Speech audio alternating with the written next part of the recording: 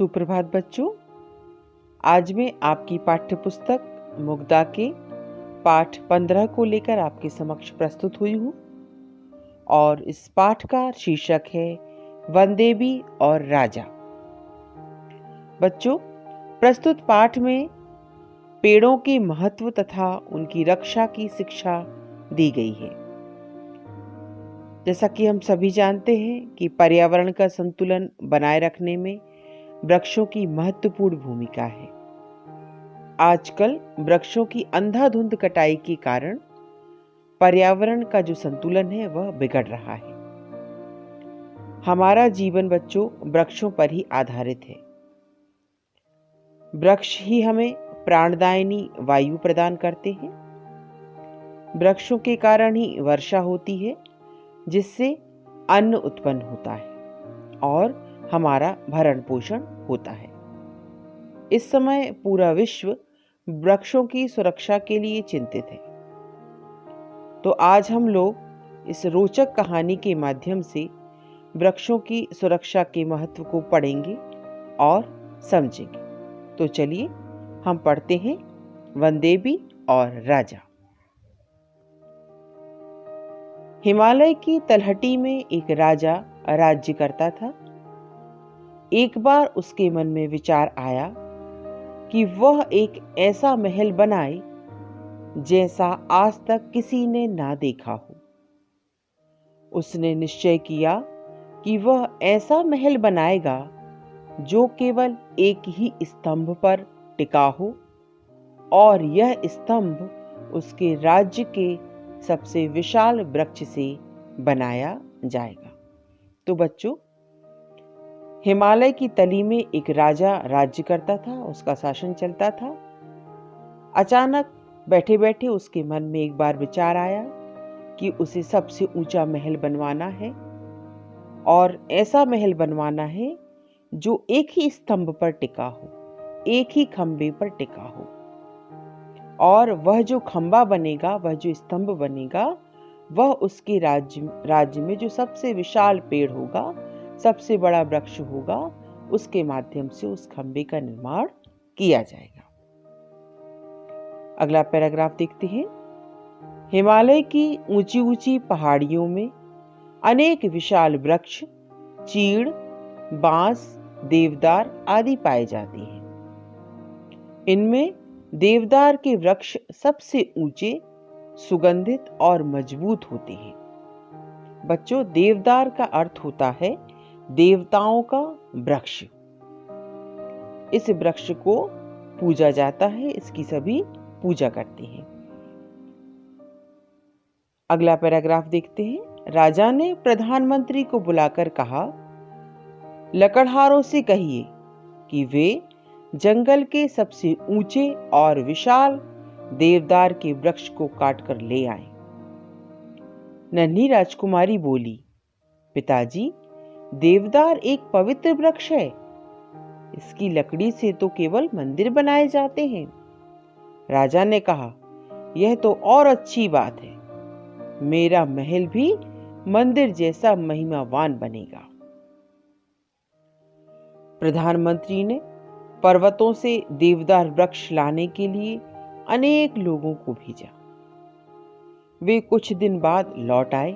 उन्होंने कहा, महाराज, पर्वतों पर बहुत बड़े बड़े देवदार वृक्ष हैं, परंतु उतने बड़े वृक्षों को इतनी दूर तक खींचकर ला पाना संभव नहीं है। राजा ने राजकुमार से कहा, अपने घुड़सवारों को लेकर जाओ और घोड़ों से वृक्ष को खिंचवाकर यहां तक लेकर आओ।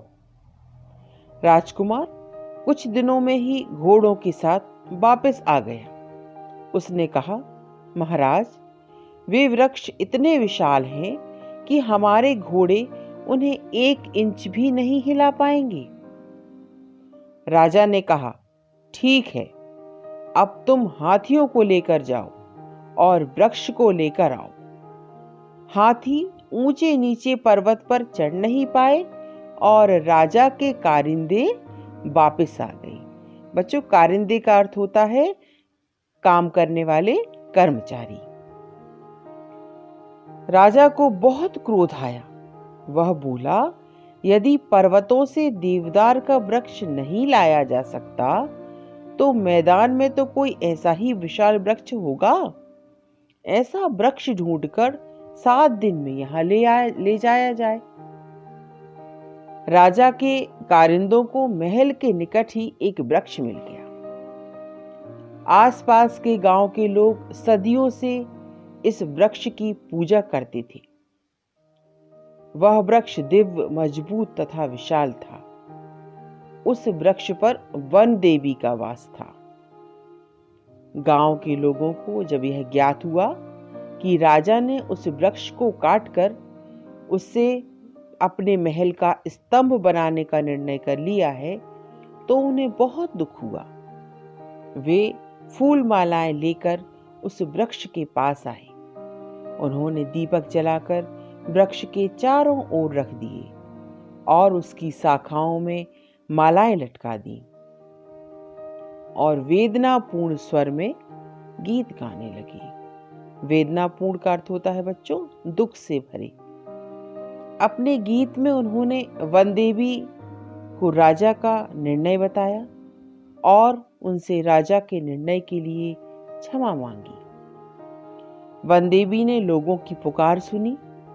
शीघ्र ही वृक्ष की पत्तियां सरसराने लगीं और उसकी ऊपर की शाखाएं नीचे झुकाईं। लोगों को ज्ञात हो गया कि वन देवी ने उनकी बात सुन ली है। वे अपने अपने घरों को लौट गए। उस रात राजा अपने महल में निद्रा मग्न था। निद्रा मग्न का अर्थ होता है नींद में डूबा हुआ। अचानक उसको स्वप्न में चमकते हरे पत्तों के परिधान में लिपटी एक दिव्य मूर्ति प्रकट हुई। परिधान का अर्थ होता है बच्चों वस्त्र, कपड़े। पत्तियों की सरसराहट जैसी मधुर आवाज में उस वनदेवी ने राजा से कहा, हे राजन, मैं देवदार के वृक्ष की देवी हूं। लोगों का कहना है कि आप यह वृक्ष काटना चाहते हैं। मेरी विनती है कि आप यह विचार त्याग दें। राजा ने कहा, हे देवी, मैं तो वृक्ष को काटने का निश्चय कर चुका हूं। मेरे निकट के क्षेत्र में तुम्हारा वृक्ष ही सबसे विशाल है और महल के स्तंभ के रूप में काम आ सकता है। वन देवी ने फिर कहा, राजन, विचार कीजिए। सैकड़ों वर्षों से लोग मेरी पूजा करते आ रहे हैं। मैंने सदैव लोगों का कल्याण किया है। मुझ पर पक्षी बसेरा करते हैं। मैं यात्रियों को शीतल छाया देती हूँ। वन्य प्राणी मेरे तने से अपने शरीर की खुजलाहट मिटाते हैं और आराम पाते हैं। मेरे नीचे हजारों लताएं वन पनपती हैं। मैं मिट्टी को कटने से रोकती हूँ। बच्चे मेरे आसपास खेलते हैं।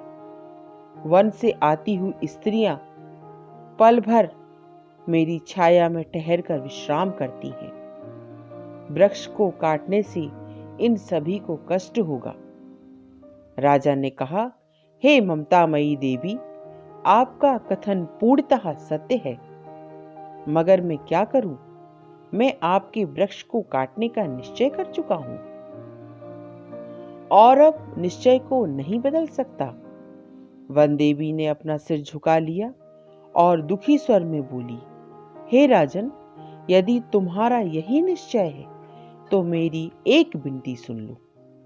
मेरे शरीर को 3 हिस्सों में काटकर गिराना। सबसे पहले मेरे हरे भरे मुकुट जैसे शीर्ष भाग को काटना। बच्चों, शीर्ष भाग का अर्थ होता है ऊपरी हिस्सा या ऊपरी भाग। उसके बाद शाखाओं वाले मेरे मध्य भाग को गिराना। सर्वाधिक सुदृढ़ और मजबूत आधार को सबसे अंत में काटना, यही मेरी प्रार्थना है। राजा को बहुत आश्चर्य हुआ। उसने कहा, हे वन देवी, आपकी प्रार्थना बड़ी विचित्र है। आप मृत्यु का कष्ट 3 बार क्यों भोगना चाहती हैं? वन देवी ने कहा, राजन, कारण स्पष्ट है। मेरे नीचे भूमि पर सैकड़ों देवदार के पौधे उगाए हैं। यदि मुझे एक ही बार में काटकर गिराएंगे तो मेरे भार से ये सभी पौधे नष्ट हो जाएंगे। यदि मुझे 3 बार में थोड़ा थोड़ा करके काटेंगे तो संभवतः कुछ पौधे बच जाएं और जो बड़े होकर फिर लोगों के काम आएंगे। क्या तुम्हें मेरी यह प्रार्थना स्वीकार है? देवी, आपकी प्रार्थना मुझे स्वीकार है, राजा ने कहा। राजा की बात सुनकर देवी स्वप्न से विलीन हो गई। दूसरे दिन राजा ने अपने परिवारजनों, मंत्रियों, दरबारियों और जनता को बुलाकर कहा, अब मेरे महल का स्तंभ देवदार के तने के स्थान पर पत्थर का बनेगा। वृक्ष पर एक महान आत्मा रहती है जो सदा लोगों की भलाई का काम करती है। वृक्ष को नहीं काटा जाएगा।